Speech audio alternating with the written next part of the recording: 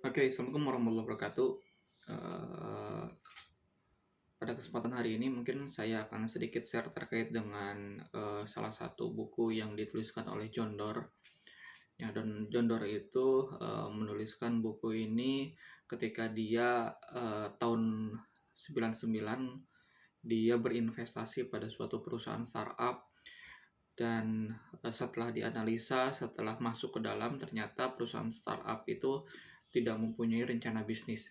Padahal dia tahu bahwa perusahaan tersebut memang bagus, perusahaan tersebut memang secara, ke depan, secara lebih jauh perusahaan itu berpotensi untuk menjadi besar.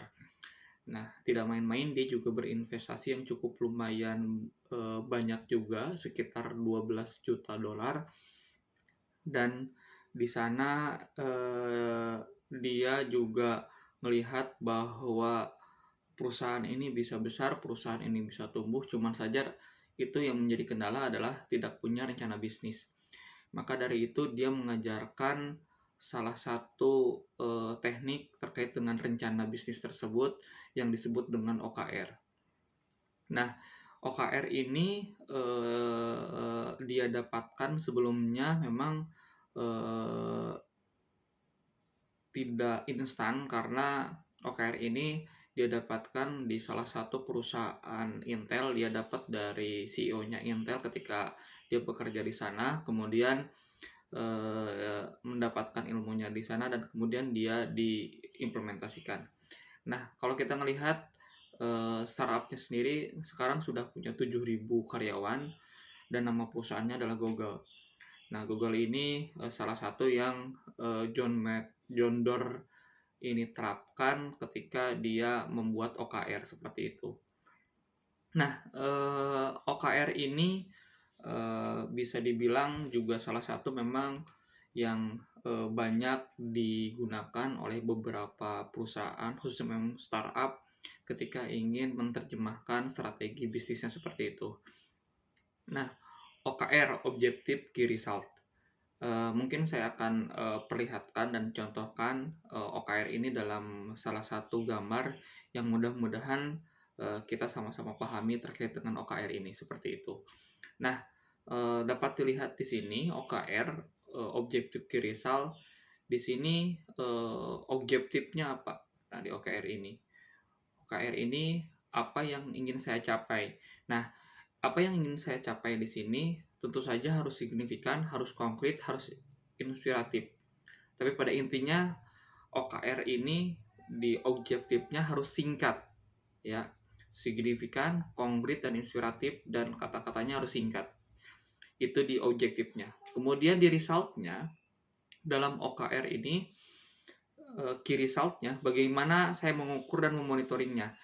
Di sana harus spesifik, harus terukur, harus realistis dan dalam bentuk angka.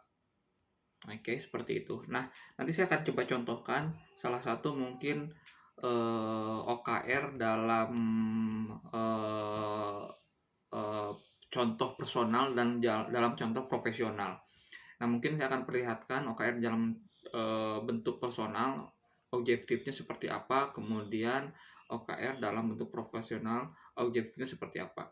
Nah, di sini saya coba tampilkan dalam bentuk personal, objektifnya misalkan menjadi yang lebih langsing dan bugar. Itu objektifnya. Kita ingin menjadi lebih langsing dan bugar. Itu objektifnya. Kemudian key result-nya apa?